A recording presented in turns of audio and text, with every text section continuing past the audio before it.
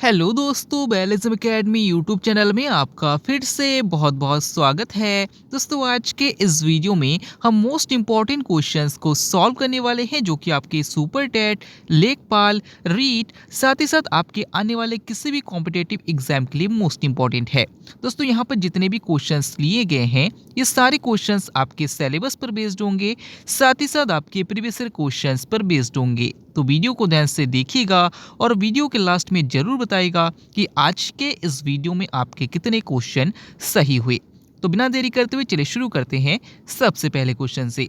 सबसे पहला क्वेश्चन है, इनमें से कौन सा कीट नहीं है आपको बताना है। ऑप्शन आपके सामने मच्छर, ऑप्शन बी मकड़ी, ऑप्शन सी खटमल या फिर ऑप्शन डी घरेलू मक्खी। इसका सही आंसर हो जाएगा ऑप्शन बी मकड़ी। दोस्तों, याद रखिएगा कि साइंस में कीट उन्हें कहा जाता है जिनमें 3 जोड़ी टांगे पाई जाती है, यानी कि टोटल 6 टांगे पाई जाती है। लेकिन मकड़ी में ऐसा नहीं होता है। मकड़ी में 4 जोड़ी यानी कि टोटल 8 टांगे पाई जाती है, इसलिए इसे कीट वर्ग में नहीं रखा गया है। अगला क्वेश्चन, निमोनिया में शरीर का कौन सा अंग प्रभावित होता है। ऑप्शन आपके सामने यकृत, ऑप्शन बी फेफड़ा, ऑप्शन सी थायराइड या फिर ऑप्शन डी आमाशय। इसका सही आंसर हो जाएगा ऑप्शन बी फेफड़ा। से याद रखिएगा कि जो निमोनिया है इसमें हमारे शरीर के फेफड़े में पानी जम जाता है, या फिर कह सकते हैं कि पानी एक तरीके से इकट्ठा हो जाता है और इसी को कहा जाता है निमोनिया। तो याद रखिएगा कि ये फेफड़े से संबंधित रोग है। अगला क्वेश्चन, फेफड़ा किससे ढका रहता है। ऑप्शन आपके सामने pleura, option B mucus, option C pericardium या फिर ऑप्शन डी लसिका। इसका सही आंसर हो जाएगा ऑप्शन ए प्लूरा। तो याद रखिएगा कि फेफड़े के चारों ओर का जो हल्का सा आवरण होता है इसे प्लूरा कहा जाता है। इसी तरीके से जो हृदय के ऊपर का जो आवरण होता है इसे पेरिकार्डियम कहा जाता है। याद रखिएगा कि हमारे आमाशय में इसके अंदर की ओर एक पतली सी मेम्ब्रेन पाई जाती है जो कि अंदर पाए जाने वाले HCl से हमारी इसकी रक्षा करता है। याद रखिएगा इसे म्यूकस मेम्ब्रेन कहा जाता है। अगला क्वेश्चन, एकमात्र विद्युत चालक अधातु कौन सी है। ऑप्शन आपके सामने हीरा, option B graphite, option C fullerene या फिर ऑप्शन डी इनमें से कोई नहीं। इसका सही आंसर हो जाएगा ऑप्शन बी ग्रेफाइट। तो याद रखिएगा कि जितनी भी अधातुएं होती है उनमें विद्युत का चालन नहीं होता है, लेकिन एकमात्र ऐसी अधातु जो कि ग्रेफाइट है जिसमें विद्युत का चालन हो जाता है। अगला क्वेश्चन, चाय में कौन सा अम्ल पाया जाता है। ऑप्शन आपके सामने ऑक्सैलिक अम्ल, ऑप्शन बी टैनिक अम्ल, ऑप्शन सी लैक्टिक अम्ल या फिर ऑप्शन डी एसिटिक अम्ल। इसका सही आंसर हो जाएगा ऑप्शन बी टैनिक अम्ल। तो याद रखिएगा कि चाय में टैनिक अम्ल पाया जाता है। याद रखिएगा कि दूध में लैक्टिक अम्ल पाया जाता है, सिरके में एसिटिक अम्ल पाया जाता है। अगला क्वेश्चन, जॉन साल किस टीके को विकसित करने के लिए जाने जाते हैं। ऑप्शन आपके सामने चेचक का टीका, ऑप्शन बी पोलियो का टीका, ऑप्शन सी रेबीज टीका या फिर ऑप्शन डी इनमें से कोई नहीं। इसका सही आंसर हो जाएगा ऑप्शन बी पोलियो का टीका। याद रखिएगा कि पोलियो के टीके का आविष्कार जॉन साल्क के द्वारा किया गया था। अगर आपसे पूछा जाता है कि चेचक के टीके की खोज किसने की थी तो याद रखिएगा एडवर्ड जेनर ने की थी। अगला क्वेश्चन, त्वचा द्वारा श्वसन किसके द्वारा किया जाता है। ऑप्शन आपके सामने पक्षियों में, ऑप्शन बी मनुष्यों में, ऑप्शन सी केंचुआ में या फिर ऑप्शन डी मछलियों में। इसका सही आंसर हो जाएगा ऑप्शन सी केंचुआ में। तो याद रखिएगा कि पक्षियों में हृदय के द्वारा श्वसन किया जाता है, मनुष्य में भी हृदय के द्वारा श्वसन किया जाता है, मछलियों में गिल्स के द्वारा यानी कि गलफड़ों के द्वारा श्वसन किया जाता है, लेकिन जो केंचुआ होते हैं इनमें त्वचा के द्वारा श्वसन किया जाता है। अगला क्वेश्चन, मानव शरीर की सबसे बड़ी अंतःस्रावी ग्रंथि कौन सी है। ऑप्शन आपके सामने यकृत ग्रंथि, ऑप्शन बी थायराइड ग्रंथि, ऑप्शन सी पीयूष ग्रंथि या फिर ऑप्शन डी अग्न्याशय ग्रंथि। इसका सही आंसर हो जाएगा ऑप्शन बी थायराइड ग्रंथि। तो याद रखिएगा कि मानव शरीर की सबसे बड़ी ग्रंथि जो है वो यकृत ग्रंथि है, लेकिन जब आपसे पूछा जाए कि सबसे बड़ी अंतःस्रावी ग्रंथि कौन सी है तो आपका आंसर हो जाएगा थायराइड ग्रंथि है। अगर आपसे पूछते हैं कि सबसे छोटी ग्रंथि कौन सी है तो याद रखिएगा पीयूष ग्रंथि है। अगला क्वेश्चन, निम्नलिखित में से कौन सा सुमेलित नहीं है आपको बताना है। इसका सही आंसर हो जाएगा ऑप्शन डी गामा किरणें मैक्सवेल। दोस्तों, याद रखिएगा कि एक्स किरणों की खोज रॉन्टेजन ने की थी, बिल्कुल सही है। लघु किरणों की खोज हर्शेल ने की थी, बिल्कुल सही है। पराबैंगनी किरणों की खोज रिचर्ड ने की थी, बिल्कुल सही है। लेकिन जो गामा किरणें हैं इनकी खोज मैक्सवेल ने नहीं की थी, याद रखिएगा बैकुरल ने की थी। अगला क्वेश्चन, भारतीय संविधान के किस अनुच्छेद में भारतीय नागरिकों के मूल कर्तव्य शामिल है। ऑप्शन आपके सामने है अनुच्छेद 50 का, ऑप्शन बी अनुच्छेद 51 का, ऑप्शन सी अनुच्छेद 21 का या फिर ऑप्शन डी अनुच्छेद 19। इसका सही आंसर हो जाएगा ऑप्शन बी अनुच्छेद 51 का। तो याद रखिएगा कि भारतीय संविधान के अनुच्छेद 51 का में मूल कर्तव्य शामिल है। अगर आपसे पूछा जाता है कि मूल कर्तव्यों का प्रावधान किस देश से लिया गया है, याद रखिएगा सोवियत संघ रूस से लिया गया है। अगर आपसे पूछा जाता है कि शिक्षा का अधिकार अधिनियम किस अनुच्छेद में है, तो आपका आंसर हो जाएगा अनुच्छेद 21 का में है। और अगर आपसे पूछा जाता है कि प्रेस की स्वतंत्रता का उल्लेख किस अनुच्छेद में है, तो याद रखिएगा अनुच्छेद 19 में है। अगला क्वेश्चन, भावात्मक एकता समिति के प्रथम अध्यक्ष कौन थे? ऑप्शन आपके सामने Indira Gandhi, option B Sarojini Naidu, option C doctor Rajendra Prasad या फिर ऑप्शन डी डॉक्टर संपूर्णानंद। इसका सही आंसर हो जाएगा ऑप्शन डी डॉक्टर संपूर्णानंद। तो याद रखिएगा कि भावात्मक एकता समिति का गठन 1961 में किया गया था और इसके जो पहले अध्यक्ष थे वो डॉक्टर संपूर्णानंद थे। अगला क्वेश्चन, शिक्षा को समवर्ती सूची में कब जोड़ा गया था? ऑप्शन आपके सामने 1974, ऑप्शन बी 1976, ऑप्शन सी 1978 या फिर ऑप्शन डी 2002। इसका सही आंसर हो जाएगा ऑप्शन बी 1976। तो याद रखिएगा कि जो 42वां संविधान संशोधन हुआ था जो कि 1976 में हुआ था, इसी के द्वारा भारतीय संविधान की प्रस्तावना में समाजवादी, पंथ निरपेक्ष और अखंडता इन 3 शब्दों को जोड़ा गया था। इसी के तहत भारतीय संविधान के 51 का में मूल कर्तव्यों में यानी कि भाग 4 का में मूल कर्तव्यों को जोड़ा गया था और इसी संविधान संशोधन के द्वारा शिक्षा को राज्य सूची से हटाकर समवर्ती सूची में जोड़ा गया था। याद रखिएगा कि इसी 42वां संविधान संशोधन को मिनी कॉन्स्टिट्यूशन या फिर लघु संविधान भी कहा जाता है। अगला क्वेश्चन, भारतीय संविधान के किस भाग में आपातकाल का प्रावधान है? ऑप्शन आपके सामने भाग 3, ऑप्शन बी भाग 4, ऑप्शन सी भाग 20 या फिर ऑप्शन डी भाग 18। इसका सही आंसर हो जाएगा ऑप्शन डी भाग 18। तो याद रखिएगा कि भारतीय संविधान के भाग 18 में आपातकाल का प्रावधान है, भाग 3 में मूल अधिकार दिए गए हैं, भाग 4 में नीति निर्देशक तत्वों का उल्लेख है और भाग 20 में याद रखिएगा कि संविधान संशोधन का प्रावधान है। अगला क्वेश्चन, स्वतंत्र भारत के पहले मंत्रिपरिषद में कुल कितने सदस्य थे? ऑप्शन आपके सामने 15, ऑप्शन बी 36, ऑप्शन सी 56 या फिर ऑप्शन डी 30। इसका सही आंसर हो जाएगा ऑप्शन बी 36। तो याद रखिएगा कि स्वतंत्र भारत के पहले मंत्रिपरिषद में टोटल 36 सदस्य थे। अगला क्वेश्चन, राजभाषा आयोग का गठन कब किया गया था? ऑप्शन आपके सामने 1951, ऑप्शन बी 1974, ऑप्शन सी 1955 या फिर ऑप्शन डी 2002। इसका सही आंसर हो जाएगा ऑप्शन सी 1955। तो याद रखिएगा कि राजभाषा आयोग का गठन 1955 में किया गया था और अगर आपसे पूछा जाता है कि राजभाषा आयोग के पहले अध्यक्ष कौन थे, याद रखिएगा बीजी खरे थे।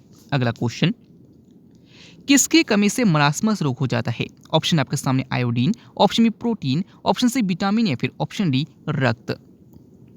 इसका सही आंसर हो जाएगा ऑप्शन बी प्रोटीन। तो याद रखिएगा कि प्रोटीन की कमी से छोटे बच्चों में मरासमस रोग हो जाता है और बड़े लोगों में क्वाशियर रोग हो जाता है। आप सभी को पता है कि आयोडीन की कमी से घेंगा रोग हो जाता है। अगला क्वेश्चन, इनमें से कौन सा सुमेलित नहीं है, आपको बताना है।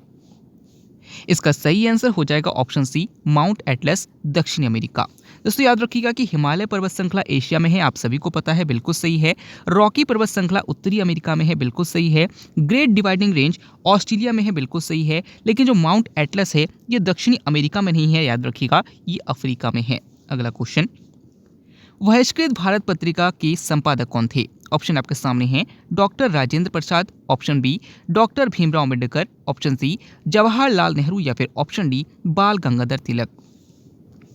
इसका सही आंसर हो जाएगा option B doctor Bhimrao Ambedkar. तो याद रखिएगा कि बहिष्कृत भारत पत्रिका के जो संपादक थे वो डॉक्टर भीमराव अम्बेडकर थे। अगर आपसे पूछा जाता है कि आधुनिक युग का मनु किसे कहा जाता है, तो याद रखिएगा डॉक्टर भीमराव अम्बेडकर को ही कहा जाता है। अगला क्वेश्चन, इटली की गंगा किसे कहा जाता है? ऑप्शन आपके सामने बोल्गा नदी, ऑप्शन बी नील नदी, ऑप्शन सी पो नदी या फिर ऑप्शन डी अमेजन नदी।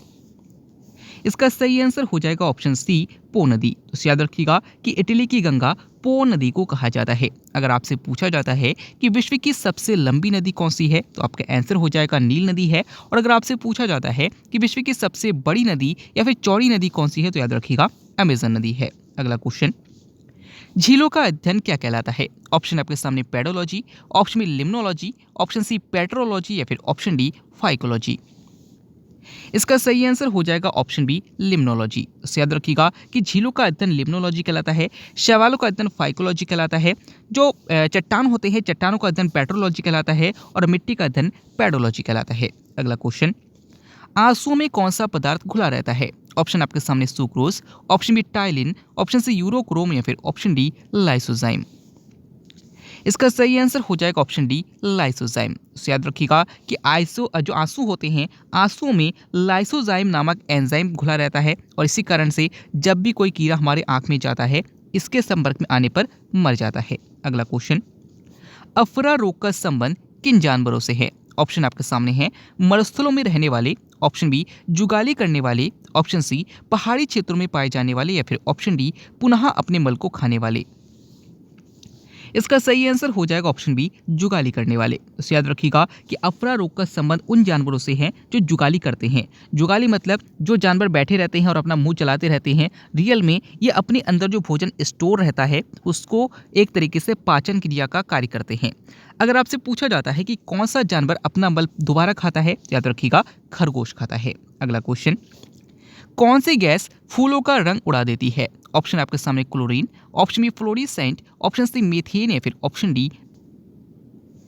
इसका सही आंसर हो जाएगा ऑप्शन ए क्लोरीन। तो याद रखिएगा कि जो क्लोरीन गैस है ये फूलों का रंग उड़ा देती है। अगला क्वेश्चन, काला शीशा किसे कहा जाता है? ऑप्शन आपके सामने ग्रेफाइट, ऑप्शन बी सिंदूर, ऑप्शन सी रक्त या फिर ऑप्शन डी फास्फोरस।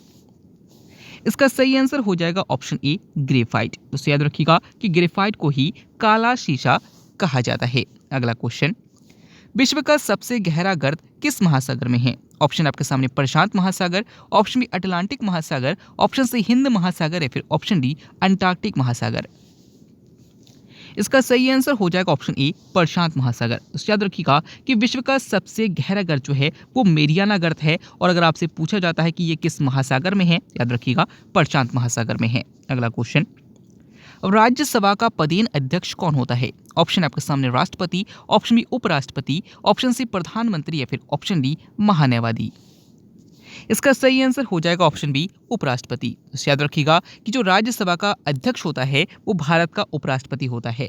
अगर आपसे पूछा जाता है कि भारत का प्रथम विधि अधिकारी कौन होता है, तो याद रखिएगा महान्यायवादी होता है। अगला क्वेश्चन, वन अधिनियम कब प्रभावी हुआ? ऑप्शन आपके सामने 1972, ऑप्शन बी 1980, ऑप्शन सी 1927 या फिर ऑप्शन डी 2। इसका सही आंसर हो जाएगा ऑप्शन सी 1927। तो याद रखिएगा कि वन्य जीव संरक्षण अधिनियम 1972 में आया था, वन संरक्षण अधिनियम 1980 में आया था, जबकि जो वन अधिनियम है वो 1927 में आया था। अगला क्वेश्चन, भारत का सिराज किसे कहा जाता है? ऑप्शन आपके सामने Agra, option B Jaunpur, option C Kolkata या फिर ऑप्शन डी हजारीबाग। इसका सही आंसर हो जाएगा ऑप्शन बी जौनपुर। तो याद रखिएगा कि जौनपुर को ही भारत का सिराज या फिर सिराज हिंद कहा जाता है। अगर आपसे पूछा जाता है कि आगरा नगर की स्थापना किसने की थी, तो याद रखिएगा सिकंदर लोदी ने की थी। अगला क्वेश्चन, मॉन्ट्रियल प्रोटोकॉल का मुख्य उद्देश्य क्या था? ऑप्शन आपके सामने वैश्विक तापन, ऑप्शन बी जैव विविधता संरक्षण, ऑप्शन सी जलवायु परिवर्तन या फिर ऑप्शन डी ओजोन परत संरक्षण। इसका सही आंसर हो जाएगा ऑप्शन डी ओजोन परत संरक्षण। तो याद रखिएगा कि मॉन्ट्रियल प्रोटोकॉल जो हुआ था वो 1987 में हुआ था और ये ओजोन परत संरक्षण से संबंधित था। अगला क्वेश्चन, किस राज्य को 5 नदियों की भूमि के रूप में जाना जाता है? ऑप्शन आपके सामने Kerala, option B Punjab, option C Maharashtra या फिर ऑप्शन डी राजस्थान। इसका सही आंसर हो जाएगा ऑप्शन बी पंजाब। तो याद रखिएगा कि पंजाब को ही 5 नदियों की भूमि कहा जाता है। अगला क्वेश्चन, सबसे बड़ी संसदीय समिति कौन सी है? ऑप्शन आपके सामने प्राक्कलन समिति, ऑप्शन बी लोक लेखा समिति, ऑप्शन सी तदर्थ समिति या फिर ऑप्शन डी इनमें से कोई नहीं। इसका सही आंसर हो जाएगा ऑप्शन ए प्राक्कलन समिति। तो याद रखिएगा कि प्राक्कलन समिति में टोटल 30 सदस्य होते हैं और ये सबसे बड़ी संसदीय समिति होती है। अगला क्वेश्चन, श्वेत रुधिर कणिकाओं का निर्माण कहाँ होता है? ऑप्शन आपके सामने अस्थि मज्जा, ऑप्शन बी प्लीहा, ऑप्शन सी आमाशय या फिर ऑप्शन डी हृदय। इसका सही आंसर हो जाएगा ऑप्शन ए अस्थि मज्जा। तो याद रखिएगा कि जो आरबीसी है और डब्ल्यूबीसी है दोनों का जो निर्माण होता है वो अस्थि मज्जा में ही होता है। अगला क्वेश्चन, विश्व कपास दिवस कब मनाया जाता है? ऑप्शन आपके सामने 1 अक्टूबर, ऑप्शन बी 11 अक्टूबर, ऑप्शन सी 7 अक्टूबर या फिर ऑप्शन डी 9 अक्टूबर। इसका सही आंसर हो जाएगा ऑप्शन सी 7 अक्टूबर। तो याद रखिएगा कि 7 अक्टूबर को ही विश्व कपास दिवस मनाया जाता है। याद रखिएगा कि विश्व जो डाक दिवस मनाया जाता है वो 9 अक्टूबर को मनाया जाता है। अगला क्वेश्चन, गिद्ध संरक्षण प्रोजेक्ट कब प्रभावी हुआ? ऑप्शन आपके सामने 1973, ऑप्शन 1992, ऑप्शन से 1972 या फिर ऑप्शन डी 2006। दोस्तों इस क्वेश्चन का आंसर आपको कमेंट के द्वारा बताना है। आज के वीडियो में आपके कितने क्वेश्चन सही हुए, साथ ही साथ आज का वीडियो आपको कैसा लगा कमेंट बॉक्स में जरूर बताइएगा। जब तक आपका एग्जाम ना हो जाए तब तक वीडियो को रेगुलर फॉलो करते जाइएगा। आई होप आपका एग्जाम बहुत अच्छा होगा। दोस्तों अगर आप डेली वीडियो को देखेंगे और जो क्वेश्चंस बार बार कराए जाते हैं उनका रिवीजन आपका चलता रहेगा तो एक तरीके से आपके अंदर एक कॉन्फिडेंस आएगा और इसी कॉन्फिडेंस को लाना मेरा प्रयास है। अगर वीडियो अच्छा लगा तो वीडियो को लाइक कीजिएगा, चैनल को सब्सक्राइब कीजिएगा। अपना प्यार ऐसे ही देते रहिएगा। मिलते हैं अगले वीडियो में, तब तक के लिए देखते रहिए, सीखते रहिए।